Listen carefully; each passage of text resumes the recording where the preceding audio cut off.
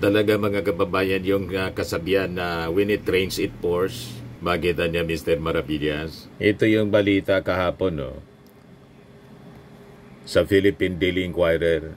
Sara Duterte, Zulaika Lopez, disbarment looms. Patong-patong na po ang problema ni Sara Duterte. Kaya laging galit. You see? Yung pa-smile-smile niya, kahapon mga kababayan, nang mag-appear doon sa DOJ para sa kasong inciting to sedition in grave threats, yung pagbabanta sa ating Pangulo. Cover man lang po yon, malinaw na cover.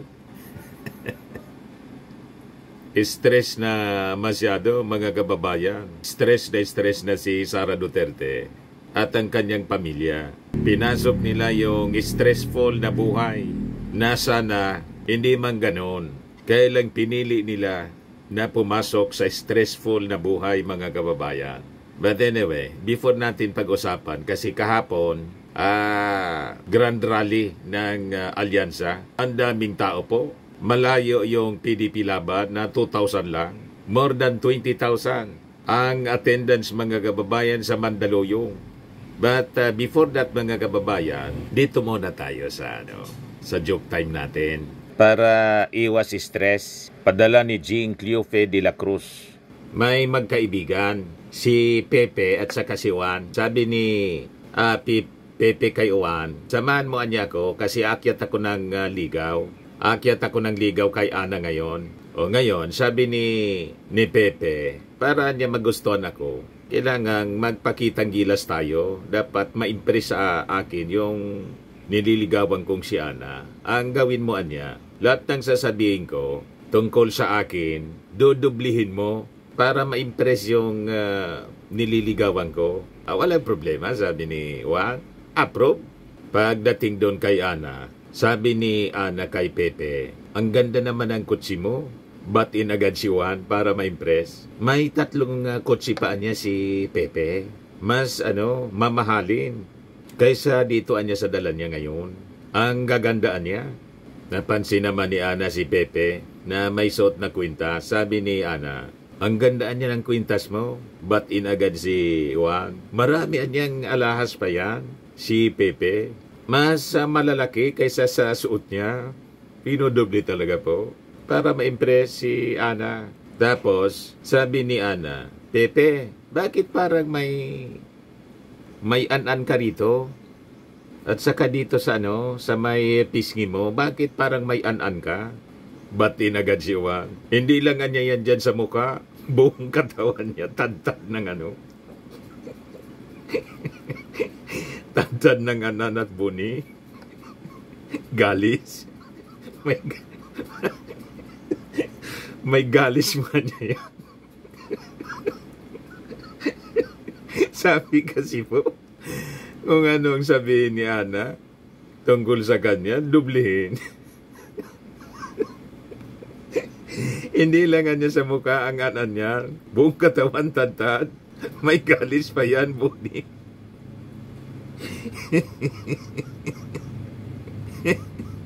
Hindi pa nakapag-propose si Pepe kay Ana. Busted agad.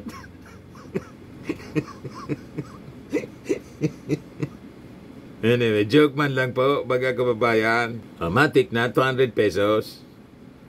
Kasali ka na rin sa ating monthly draw. Pag nabunot yung pangalan mo, 5,000 pesos. Pag hindi, qualified ka pa rin sa December. Sa grand draw natin, 10,000 pesos na yung ating cash prize. Di bueno, hanggang ngayon na lang po yung kampanya. Kaya sagad-sagarin na natin. Sa Monday, election na po. Huwag din yung kalilimutan. Huwag sasayangin yung boto. I-number 1 ninyo kaagad, Ben Abalos po sa pagkasenador. Sabi natin, siya po yung magiging talagang katuwang ng ating Pangulo sa food security at iba pang mga gusto niyang i-implement na mga projects para po sa bagong Pilipinas. Sa mga magsasaka, ito lang. Number 1, papalakasin ko ang kapangyarihan ng NFA kasi tinanggal ito ng rice tarification. Isipin mo, kung minsan baksak ang presyo, kawawang ating magsasaka. Pero kung meron kang NFA na may sapat na pondo na siya na bibili sa iyo at siya na rin magbebenta open kasi hindi nila pwede ibenta, nakalagay doon sa batas, iimbak lamang nila battery in terms of calamity. They can only sell it if there is a rise emergency. Tatanggalin natin yun. Isipin nyo, sabi nga ni Sir Kiko, kung libo-libong truck buong Pilipinas, walang ginawa kundi bumili ng bigas sa mga magsasaka at binibenta mismo direkta sa mga tao. Naku po, masaya lang magsasaka, masaya yung mga bibili dahil nakakabura sila. Hindi ba? Napakasimple. Let's just empower the NFA at yan ang gagawin ko. I will amend the rest of it.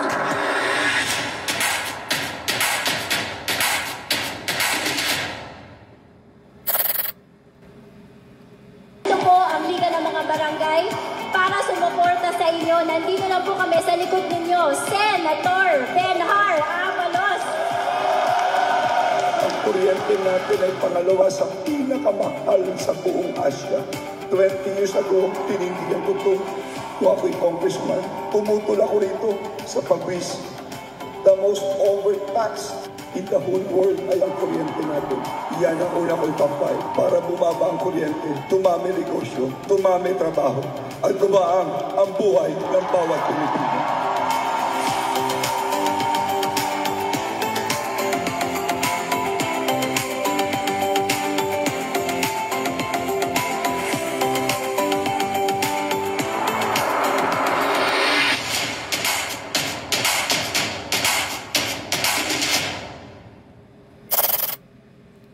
Kahapon po yung grand meeting di Abansi ginanap doon sa mismong lungsod ni Ben Abalos sa Mandaluyong.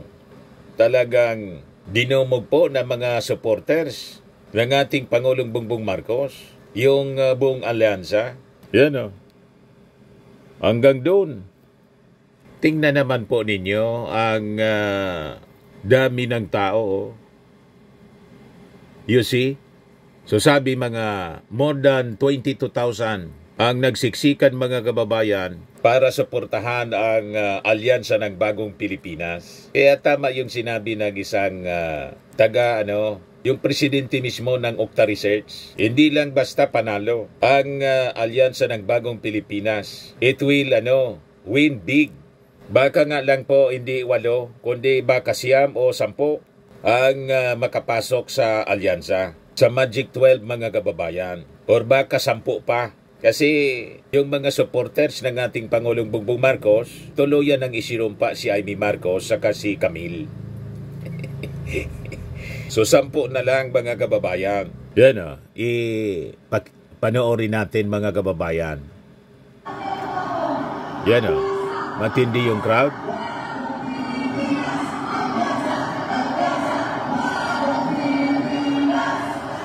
Okay guys, so live tayo ngayon sa 31 dito sa million po ito. At makikita natin, ayan. Video ng 31 million movement. So meron tayong magandang view.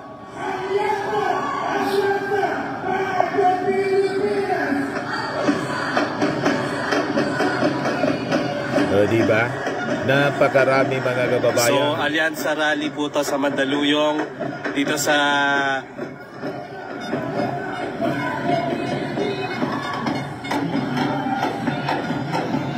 yan ang crowd mga kababayan. Si Ben Abalos. 10 na lang. Wala na si Camille Villar pa. Nagsarili na rin ng kampanya si Camille. Siksikan po. Diyan si Andrew E. Mga supporters ni Ben Abalos.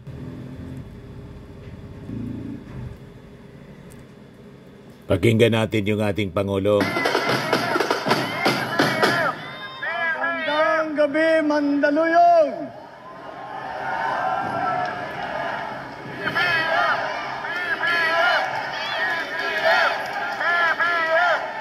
Alam niyo po, alalang-alala ko po itong lugar na ito. Ito na yung napuntahan kong pangatlong rally po dito sa inyo sa Mandaluyong. Sa iba't ibang kampanya ko. At lahat ng kinampanya ko rito sa Mandaluyong, panalo po tayo. Maraming salamat po. Ito po ay nakarating na sa kahuli-hulihang pagtitipon natin dito po sa kampanyang ito. Kaya nais kong pasalamatan, hindi lang po kayo ng tiga Mandaluyong, kung hindi po lahat ng nagpakita ng suporta sa Team Alyansa habang sila at kami lahat ay umiikot sa buong Pilipinas. At nasasabi ko naman, nakakatuwa naman na mas nakita kahit po saan pumunta ang Team Alyansa, napakainit po ang pagtanggap sa Team Alyansa, pagtanggap para sa kinabukasan at kabubuti ng ating minamahal na Pilipinas. Naman po kami na umiikot at nagkakampanya, na-inspire po kami, nagiging inspirasyon po ang suportang nararamdaman namin, ang init ng pagmamahal na nararamdaman namin sa aming pag-iikot. Ay mula naman po sa umpisa, sinabi ko po, ang bagong Pilipinas ay isang pangakong ginagawa nating totoo na araw-araw. Ating inyong suporta ay ang aming inspirasyon. Naniniwala ko na ang lakas ninyo ang magdadala sa atin sa bagong Pilipinas. Kaya naman, nabuo po ito. Mula Hilaga hanggang Timog, isang alyansa ang nabuo. Ngayong gabi, ang sambayanang Pilipino, kayo ang magbibigay buhay sa ating pagtitipon ngayon. Alam nyo po, siguro panahon na, dahil po, bakit namin ginawa itong alyansa? Kung maalala ninyo, nung kumakampanya ako rito, ang aking isinisigaw, ang pagkakaisa, unity. Kailangan sa aming pananaw, sa aking pananaw at sa pananaw ng lahat ng Pilipino. Wala pong mangyayari sa atin kung tayo ay nag-aaway-away po. Wala pong mangyayari sa atin kung tayo ay hindi magkasundo at hindi nagtutulungan. Kaya importante talaga na walang makapasok po sa pro-China. Kasi yung mga pro-China palaaway. Yung pinuno kasi ng pro-China group, yung Team Kadiliman, mga kababayan, laging galit at palaaway. Kaya sabi ni Yussi Castro, parte ka niya sa problema ng Pilipinas.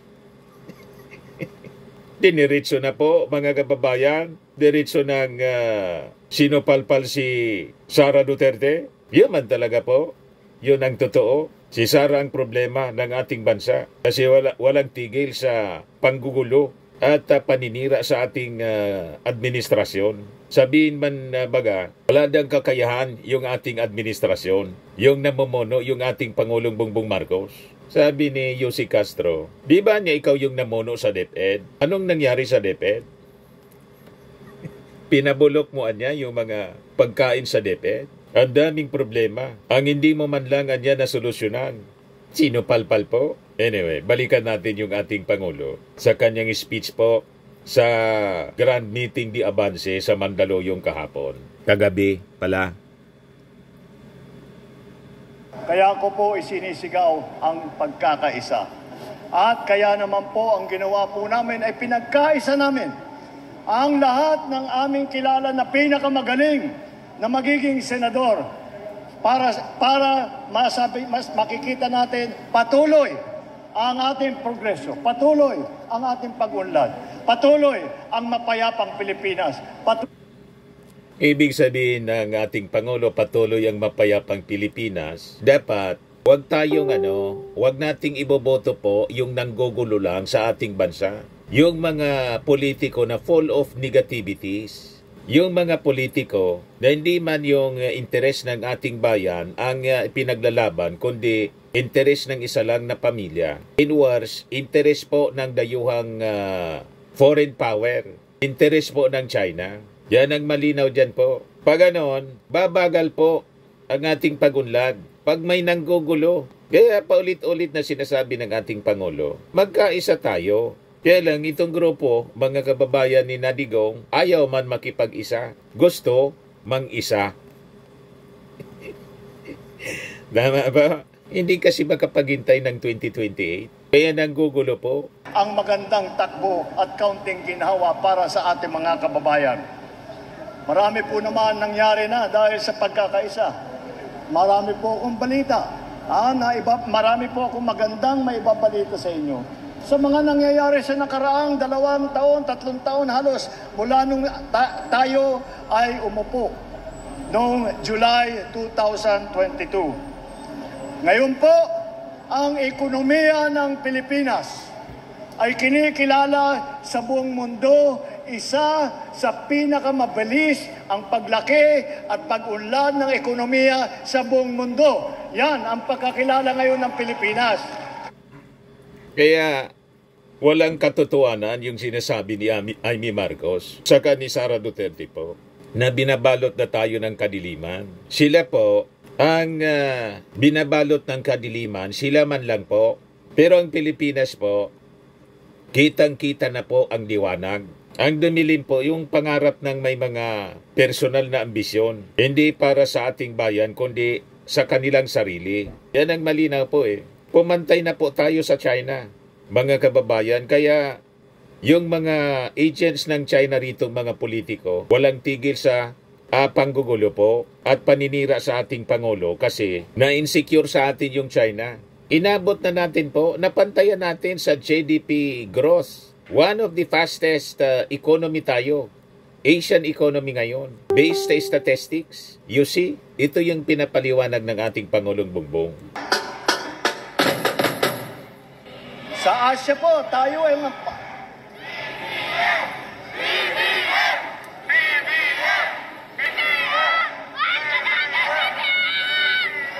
Kaya po, tayo ay kinikilala ngayon na maganda ang takbo ng ekonomiya.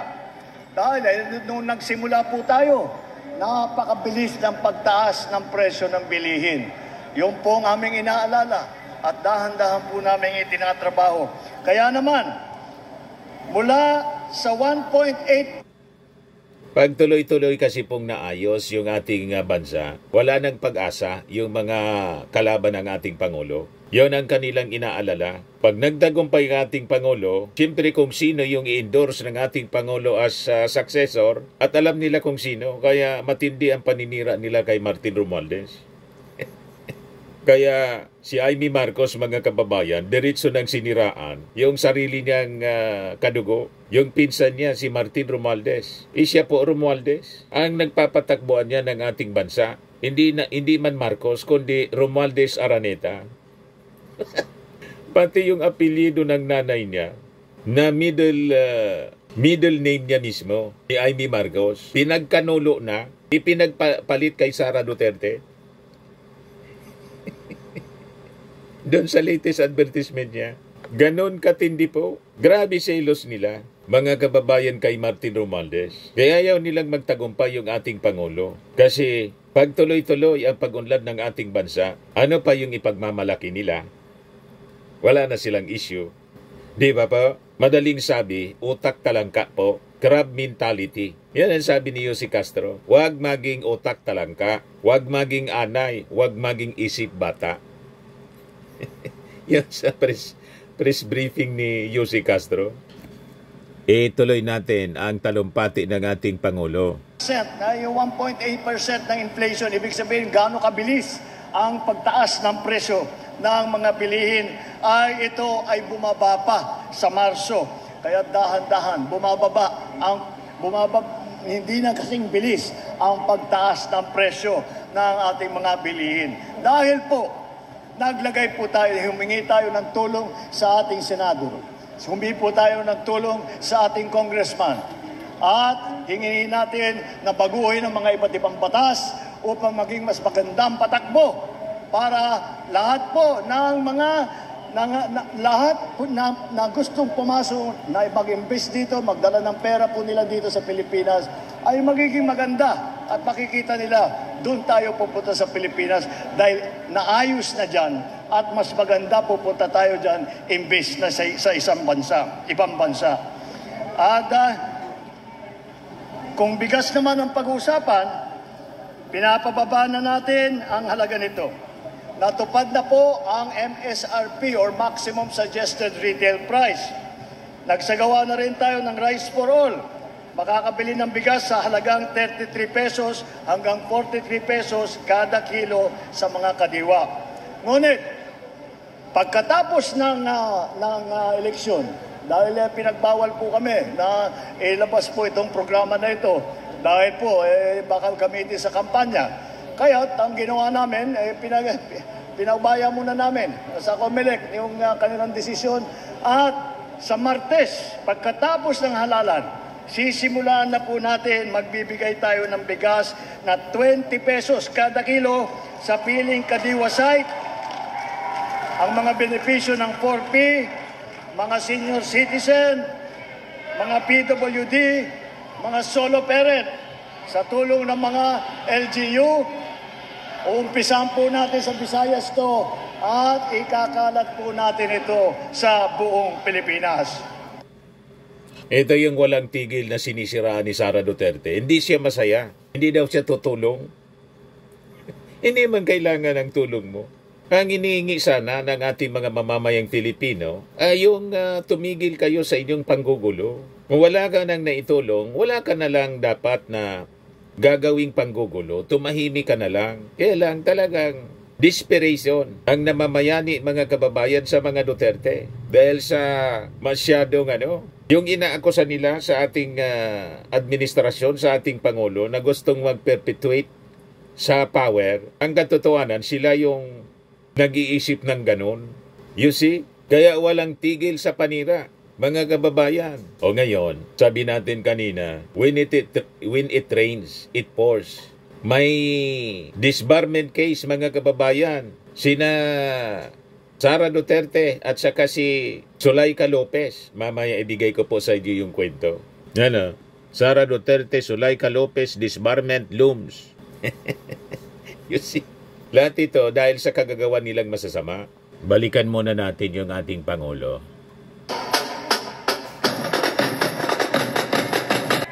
Kasama din po dyan,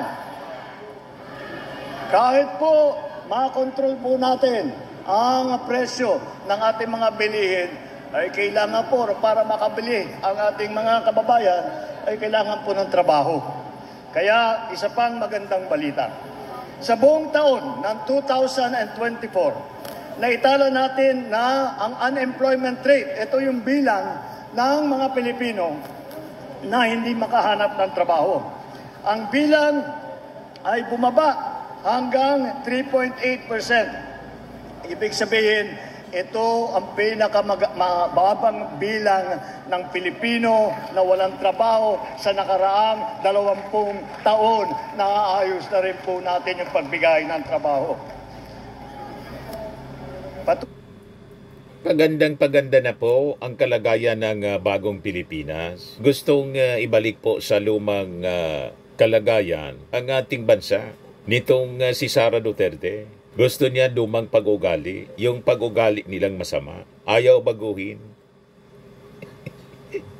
You see, itong mga kandidato nila na may lumang pag-ugali, na mahilig manira po, never kayong paluluko sa kanila, mga kababayan, na makaupo pa sa posisyon. Isweldohan natin, hindi man tutulong sa pagpaunlad ng ating bansa, kundi maninira lang po. Payag kayo sa ganong public official na nagsisweldo, hindi man nagtatrabaho, kundi naninira lang sa mga kalaban nila sa politika. Walang patutunguhan ng ating bansa pa ganyan. Tuloy po tayo pagbibigay ng mga pagkakataon para sa ating mga kababayan. Mula Hulyo 2022 hanggang sa katapusan ng 2024, nakapagsagawa tayo ng higit 4,000 job fair at sa iba't ibang sulok sa bansa. Hindi lang po dito sa Maynila, hindi lang po sa malalaking lungsod, kung hindi po kung saan-saan lahat po ipinagkalat natin. Binibigyan po natin ng pagkakataon ang ating mga 4Ps, ang ating mga benepisyaryo upang sila ay makabangon muli. Kinakagalit nila ni Sara Duterte yung ginagawa ng ating presidente, ng ating Pangulo, nagbibigay ng ayuda. Yung binibigyan po ng ayuda ng ating Pangulo, pinakikinabangan nila, may real identity May transparency po, hindi tulad ng paggastos ng confidential funds na yung mga intended beneficiaries, mga chichirya po, fictitious name, yung mga kumubra.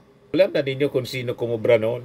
Kaya nga po na-impeach si Sara at hindi niya ito pinapaliwanag. Hindi niya ina-address. Iniiwasan niya na pag-usapan. Kaya ang ginagawa niya, diversionary tactics. Kahit nga po yung impeachment na gustong i-file sa ating Pangulo, diversionary tactics po yun.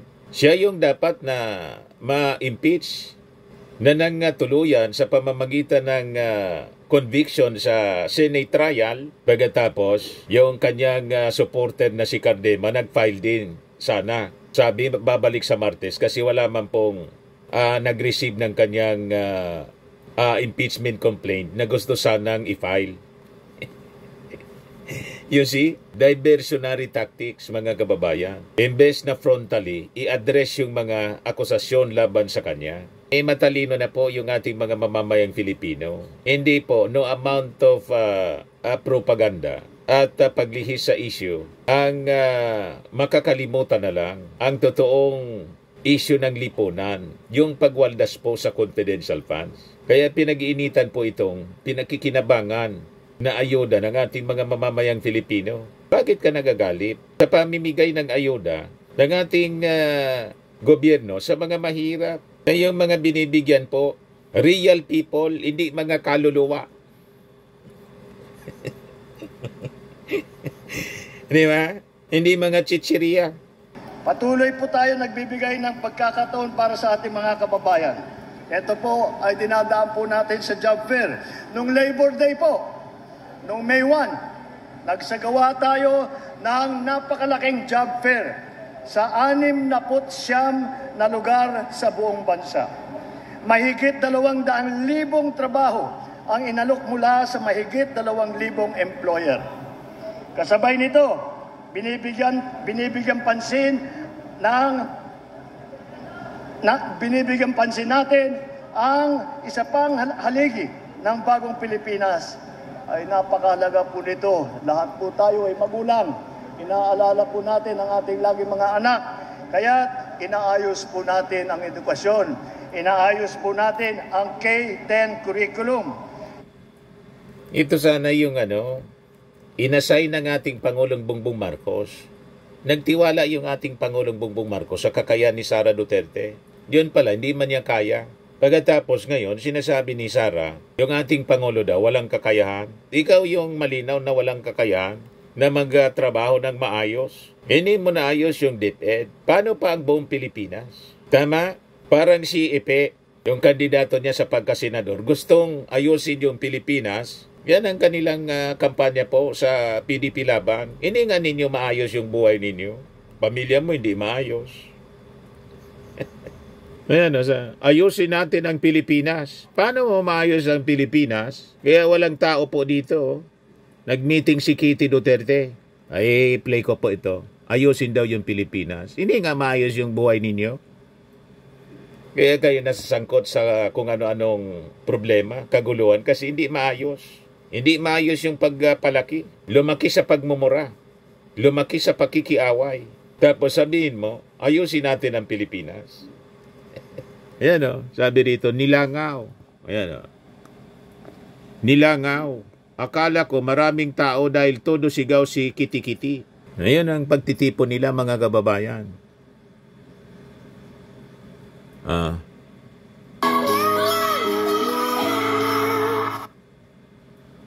Sigaw ng sigaw, mga kababayan, sigaw Wala man audience po. Ilan lang po. Mga tao. Walang mga nagpakaupo. O yan si Kitty Sigaw ng sigaw. Ayusin daw ang Pilipinas. Ayusin natin ang Pilipinas. Ayusin mo na ninyo yung mga kaso na kinakarap ng tatay ninyo, ni Sara Duterte, ni Pulong. Sunod siguro si Baste kasi may nag-expose na isang journalist from Davao na ang sabi sa seminar 1 million per day yung gastos. 350 million. Seminar lang. Tapos yung kalsada, Davao Coastal Road, 1.64 billion pesos per kilometer yung gastos. 8 to 10 times daw. Sa usual na cost, imagine ganun kay expensive. 8 to 10 times more expensive. Kasi the usual cost, sabi mga kababayan, 140 to 200 million man lang per kilometer ang dapat na cost ng pagpapagawa ng 4-lane na kalsada. Panahon daw ito ni Digong. You see? Kaya walang base itong mga sinasabi nila. Ayusin yung Pilipinas. 6 years yung lumipas. Imbes na maging maayos yung ating bansa, marami po ang buhay na nasira. Permanente. 30,000 victims ng EJK. Ito yung inaayos po ngayon ng ating bansa. Galit sila kung bakit nakipag-cooperate sa Interpol yung ating Pangulong Bongbong Marcos. Obligado po tayo. Lahat ito consequences ng kanilang mga maling ginawa. Tapos kinagagalit nila yung ating Pangulo. Ipatupad ang bagong curriculum para sa kinder hanggang sa grade 10 noong school year 2023 hanggang 2024. Kasabay nito, atin ding isinasaayos ang curriculum ng mga senior high school. Yan porta sa ating kabataan at sa ating mga manggagawa para sila po ay marunong at kaya nilang makipagkompetensya hindi lamang dito sa labor market po dito sa Pilipinas kundi sa buong mundo. Kaya sumisikat po ang Pilyas sa mga Pilipino dahil napakagaling talaga ng Pinoy. Pero kailangan pa rin natin tulungan.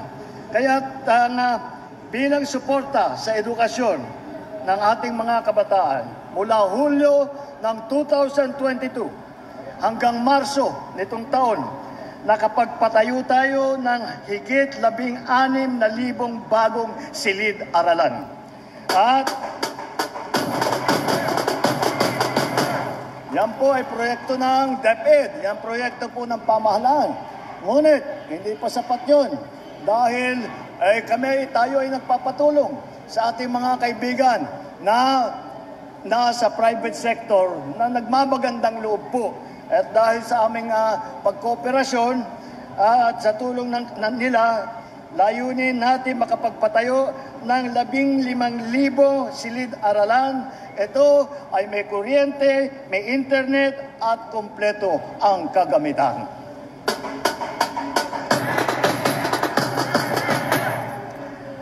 At alam naman po natin ang buhay ng lahat ng educational system ay ang ating mga guro.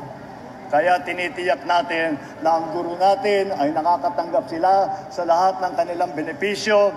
Kahit yung dati, yung sweldo napapautang ang ating mga guro dahil hindi dumadating ng tamang panahon ng kanilang sweldo. May mga pamilya po yan. Kaya ginawa natin, tiniyak namin, hindi na magiging problema yan. Isa pang naging problema dati, ang mga teacher hindi na makapagturo dahil kailangan maging principal, kailangan maging accountant, kailangan maging kung ano-ano na administrative. Tinanggal na po natin sa kanila ang katungkulan na yon para wala silang iniisip kung hindi turuan ang ating mga kabataan na maging magaling, maging masipag at maging mabuti.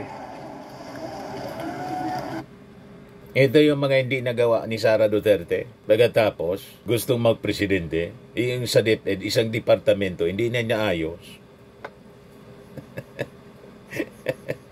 Assuming mga kababayan. Mas maayos na benepisyo, mas malinaw na career path, at mas mahabang pahinga. Tulad ng bagong pinapatupad na 30 araw na uninterrupted summer break para naman ang ating mga guro na napakasipag na po ay mabigyan naman ng kaunting bakasyon para makapagpahinga at para magpalakas muli para sa susunod na school year. Hindi po natin kinakalimutan ang kalusugan ng ating mga mamamayan. Ngayon taon, mas pinalaki po natin ang saklaw ng mga benepisyo sa PhilHealth.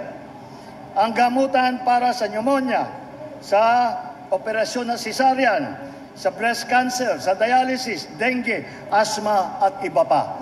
Mas malaki na po ang kokobera ng PhilHealth kesa sa dati. Serbisyo rin ang ating ipapalit sa ating mga kababayan. Hindi na ninyo kailangan magpunta sa mga malalaking ospital na kalayo-layo upang magpatingin at magpalaboratory. Sa mga namin binuksan na tawag na bukas centers, libre na po ang check-up, libre na ang test. Sa ngayon, may 51 bukas centers na sa buong bansa. Maaari kayong pumunta ron po, magpa-check up, magpa-x-ray, magpa-ultrasound, at marami pang ibang serbisyo. Malamang mauna pa yung mga DDS pumunta doon. Pero pagka-avail ng mga services na to, hindi pa rin magbabago yung kanilang masasamang ugali. Sisiraan pa rin yung ating Pangulong Bongbong Marcos sa social media. Ganon mga kababayan.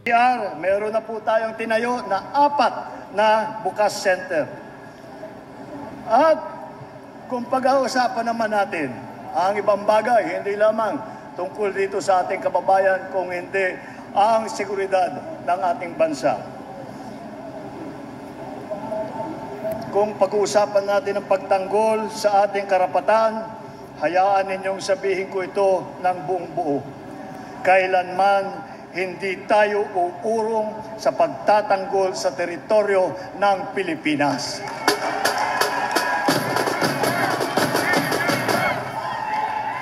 Bilang isang malayang bansa, dapat natin panampanindigan ang ating mga karapatan.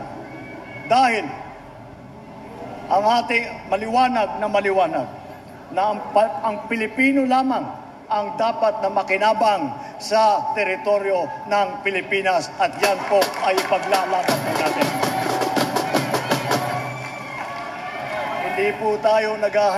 Hindi naman po tayo naghahanap ng gulo. Tayo naman ay sumumpa po tayo, kami lahat ng opisyal, na ipagtatanggol namin ang konstitusyon ng Pilipinas, ipagtatanggol namin ang teritoryo ng Pilipinas, ang soberenya ng Pilipinas, ang karapatan ng Pilipino. Kaya po, kahit ano pang mangyari, hindi po namin titigilan na ipagtanggol ang Pilipinas. Kahit kasino man, napakalaking dayuhan, napakalakas ang puwersa, hindi po, ang Pinoy po hindi umaatras. Hindi po tayo aatras. Yan po ang sinasabi nilang kuting. Diba? Ang totoo po, isang matapang na tigre ng norte yung ating Pangulong Bongbong Marcos. He is a strong leader. Ang patunay na strong leader yung ating Pangulong Bongbong Marcos, hanggang ngayon, Pangulo pa din siya. Sabi ng mga DDS, hanggang Pebrero na lang. You see? Tapos, inadjust nila, malapit na niya. Basta malapit na. Walang pizza. Ang patunay po na strong leader yung ating Pangulo, yung sinasabi nilang maisog na leader po, na-deliver na sa dahig. O diba? Yung spiritual advisor po ng maisog na leader, nauna nang nakahawla, si Pacquiao. O diba? Paano naging kuting yung ating Pangulong Bongbong Marcos? Paano naging weak leader? Sila lang po ang nagsasabing weak leader. Pero ano inabot ninyo sa weak leader? O di ba iyakan kayo? Yan kasi masyado ninyong minamaliit yung ating Pangulong Bongbong Marcos. Pagkatapos sabi ni Amy, hindi man daw Marcos ang gobyerno ngayon. Ang kumukontrol ng gobyerno, Romualdez Araneta. Siniraan yung sarili niyang kapatid, pati yung kanyang sariling apelyidong Araneta, Romualdez, na apelyido ng kanyang nanay, pinagkanulo ni Amy. Ganon katindi. Mga kababayan, ang pagkalaso ng isipan ni Amy kay Digong at kay Sara Duterte. Nakita ninyo ang masamang impluensya ng masamang kaibigan. Pati sariling kapatid, pinagkanulo. Iboboto ninyo ang isang ganyang uri ng tao? Kung yung mismong kapatid, kadugo niya, ipinagkanulo, how much more kayo, tayo, na hindi nila kaano-ano. Nagets ninyo? Yung kapatid, sariling kapatid, pinagkanolo, tayo pa. Ngayon, never. Kailangan kastiguhin natin itong si Amy Marcos sa kanyang mga maling ginagawa. Napakaganda ng ginagawa ng ating Pangulong Bongbong Marcos para sa ating bansa. Wala silang tigil sa paninira. Kaya po, sa puntong ito po, ay kailangan po paliwanag bakit ko po pinag-iisa-isa lahat itong mga programa at saka proyekto na ito. Para po makita po ninyo, alam nyo po, ang national government, ito po mga programa po namin. Ngunit, hindi po namin magagawa yan kung hindi namin kasama at hindi tumutulong sa atin unang-una mga LGU, mga local government, yung mga mayor hanggang sa barangay captain. Kailangan magkasama talaga, kailangan ulit nagkakaisa. Pero doon sa malalaking bagay na kailangan palitan ng sistema ng pamahalaan, kailangan palitan ng batas, kanino tayo tatakbo? Tatakbo tayo sa mga legislator, tatakbo po tayo sa mga senador natin. Kaya po, kahit nais natin ipatuloy ang ating mga magandang nagawa na. Ngunit, alam naman po natin, ay walang katapusan po ang trabaho ng serbisyo publiko at ito po ay marami pang kailangan gawin. Nakakatuwa naman po na nasimulaan na natin. Yan ang rason kung bakit mayroon tayong alyansa. Kailangan ang pagkakaisa sa pagsulong sa ating bansa. Sinasabi ko sa inyo, i-number 1 ninyo po si Benhur Abalos. Personal siya na ini-endorso ng ating Pangulong Bongbong Marcos. Yan o. Patuloy po tayong umaakyat sa mga survey. Benhur Abalos, number 1 sa Senado. Ayan po. Kandidato natin para sa Senado, Benhur Abalos, number 1. Ito ang kandidato natin para sa Senado, Benhur Abalos, number 1. Ngayon, dito na tayo kay Sara Duterte. Nasabi dito sa balita, Sara Duterte, Zulaika Lopez disbarment looms. Sabi dito sa report ng Inquirer, in a development that has sent ripples through Philippine legal and political spheres, Vice President Sara Duterte is facing disbarment complaints, while her former Chief of Staff, lawyer Zulaika Lopez, has been accused of actions that some legal experts say could merit disbarment. These controversies arise from alleged misconduct related to the handling of confidential funds, interactions with constitutional bodies, and violations of lawful orders, raising serious questions about adherence to legal ethics and the rule of law. Sabi po ng isang kilalang abogado, si Lorna Kapunan, I have a strong belief that Duterte's disbarment is justified, adding that Lopez should also face the same consequence for her actions. Si Sara, finailan na talaga siya. Noon pa, nung manggulpi siya ng isang sheriff. Pero ngayon, may panibago siyang disbarment. Final ni last year pa, final ni Larry Gadon. Sabi ni Larry Gadon, kung ako nga anya na disbar, na kung titingnan, hindi man masyadong seryoso kaysa sa ginawa ni Sara Duterte. So dapat lang anya madisbar itong si Sara. Ganon din yung paniwala mga kababayan ni Atty. Kapunan. Yan ang sabi rito. In an interview, Kapunan weigh in on the seriousness of the allegations, agreeing that the grounds for disbarment against Duterte are valid. When asked directly if Duterte deserved to be disbarred, Kapunan responded emphatically, oh yes, in fact, lawyers have been disbarred for less.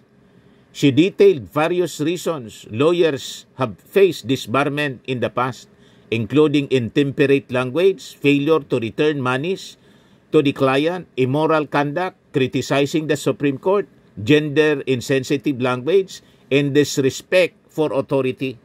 Lopez, who formerly served as Vice President Duterte's Chief of Staff, has faced significant legal scrutiny While she is not currently facing a formal disbarment complaint, legal experts, including Kapunan, have expressed belief that her actions could constitute grounds for disbarment.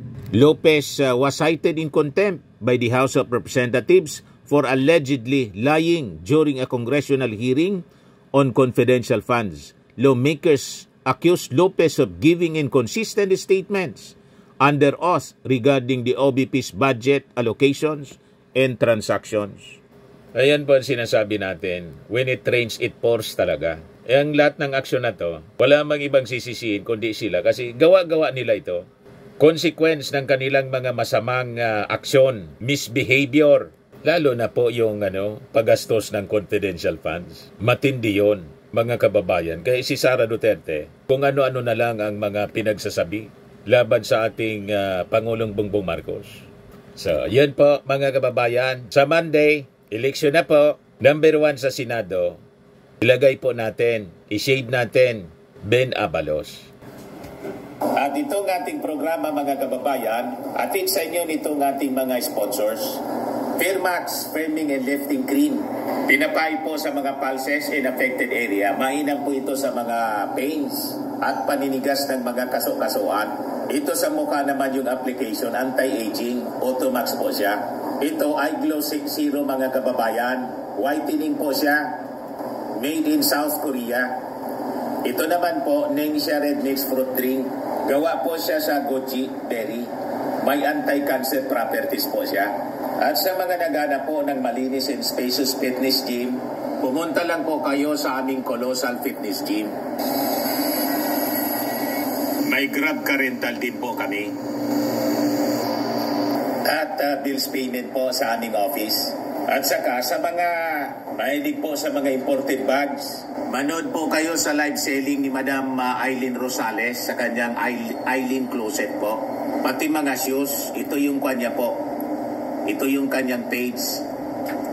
Kita ninyo, napakagandang mga online selling po siya. Si Madam Aileen Rosales. At cellphone number niya po, 773-798-7816.